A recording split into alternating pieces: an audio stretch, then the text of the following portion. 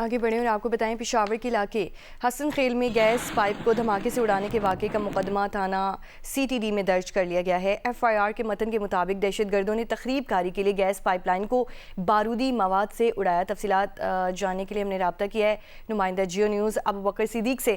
ابوبکر کہیے گا F I R میں مزید کیا درج کیا گیا ہے؟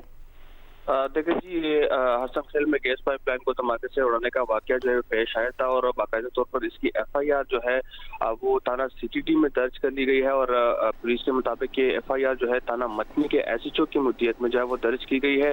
ایف آئی آر میں جو ہے دہشت گردی اور دیگر جو خوف و ہراس پھیلانے سمیت دیگر دفعات ہے وہ شامل کیے گئے ہیں۔